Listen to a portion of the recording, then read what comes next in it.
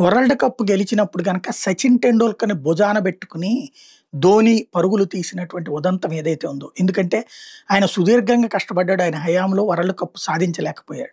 ఆయన కెప్టెన్‌గా ఉన్నప్పుడు సాధించలేకపోయాడు. ప్లేయర్‌గా ఉన్నప్పుడు కాలేదు.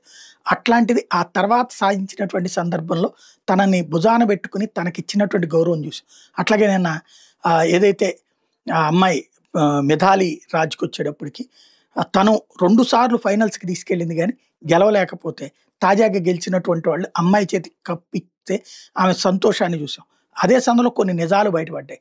2020 ఆ టైంలో ఇదివరకు వరల్డ్ కప్ ఆడినటువంటి సందర్భంలో 7, 8 మ్యాచ్‌లు ఆడితే ఒక్కొక్క మ్యాచ్‌కి ₹1000 ఇచ్చారట వాళ్ళకి. వరల్డ్ కప్ ఆడినందుకు ఫైనల్స్‌కెళ్ళినటువంటి సందర్భం. ఒక్కొక్క మ్యాచ్‌కి ₹1000 అట ఫీజు.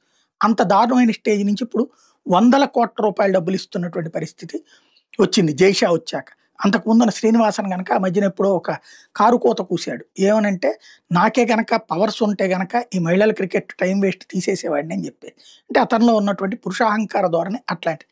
అదే ఇప్పుడు జైషా వచ్చాక ఆ ప్రోత్సాహం లభించింది. వందల కోట్ల రూపాయల డబ్బులు ఇప్పుడు వాళ్ళకి ఇస్తున్నారు.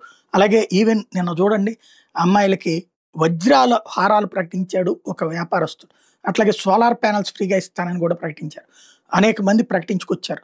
ఇప్పుడు దాంట్లో నిన్న వరల్డ్ కప్ గెలిచినటువంటి ప్లేయర్లకి ఒక్కొక్కళ్ళు ఒక్కొక్క నజరానా ప్రకటిస్తుంటే యోగి ఆదిత్యనాథ్ వచ్చేటప్పటికి దీప్తి శర్మ ఎవరైతే ఉత్తరప్రదేశ్ అమ్మాయి ఉందో అమ్మాయికి డిఎస్పీ పదవిని ఆఫర్ చేశారు.